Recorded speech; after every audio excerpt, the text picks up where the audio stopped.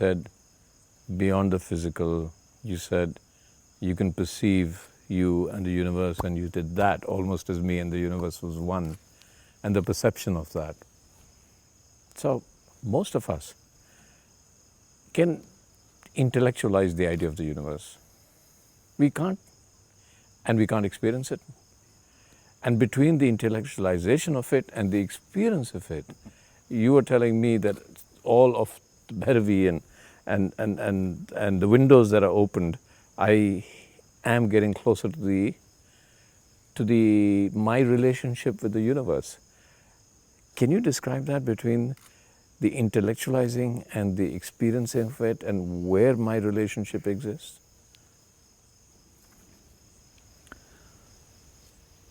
See, if you go with a foot scale to measure the depth of the ocean, you will invariably come back and tell me that it's bottomless, because it's impossible for you to measure the depth of the ocean with a foot scale. You're approaching the universe with a completely wrong instrument, the intellect. Your intellect itself is an instrument which can only dissect and know things. There is no way your intellect can know anything, perceive anything without dissecting. Without prior information about it, you cannot know. If you see anything new, there is no way for you to know. Now you really want to know your daughter, would you like to dissect her? No. No. That's definitely not the way. But with intellect, you can only dissect her. You'll call it analyzing, but it's dissection. Yes. So by dissecting, you can know all kinds of details, but you will not know the real thing. So whether you take a flower or a human being or a tree or an animal, by dissection you're not going to know anything. You will only know the physical parts of it. The sum of this physical parts still does not make the whole. So you, with the foot scale, you're trying to measure the depth of the ocean. You will come with wrong conclusions. So, I mean, the fundamental… So I'm saying keep that aside and let's talk without your intellect, let's see.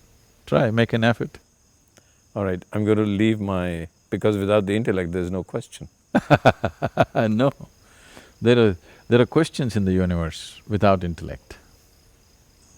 All right, let me try without my intellect. Nothingness is not a question. No, don't go into abstract things like that. I don't know what to do if because The very human existence right now is a question.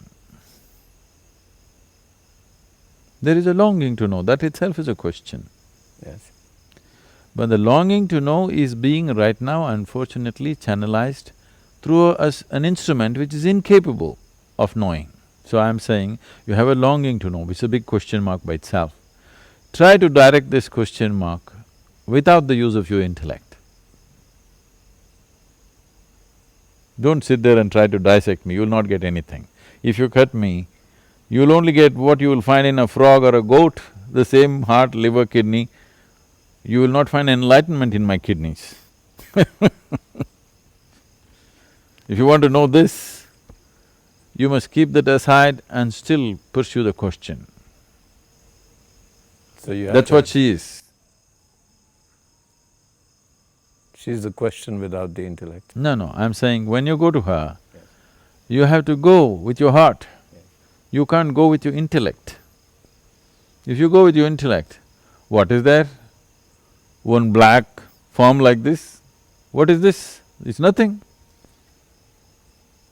But you ask people who just walked in, it just hits them. It's an explosion of energy. But if you go there with your intellect, what is there?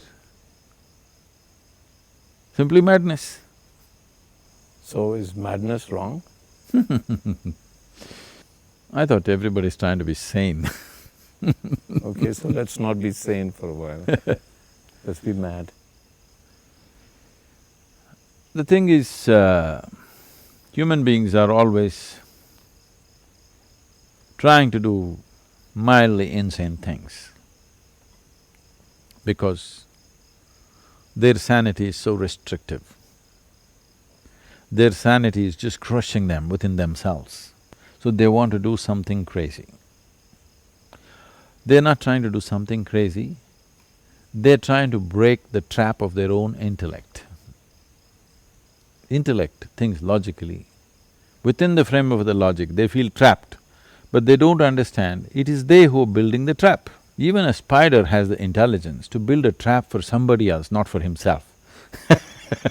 Right. Human beings using their fine instrument of an intellect and building a trap for themselves, and they feel trapped in that logic. Now they want to do something crazy. Essentially crazy means something illogical, something does not synchronize with the intellectual process. Every time they do that, either through drug, a drink or some other mad act that they do, they're crossing the line of their logic and they think it's great. I'm saying, let's do it consciously. You don't have to do any insane risky thing, you can sit here and live that. I'm saying, someone who builds a trap for himself of his own logic, he's truly insane, but he thinks he's sane.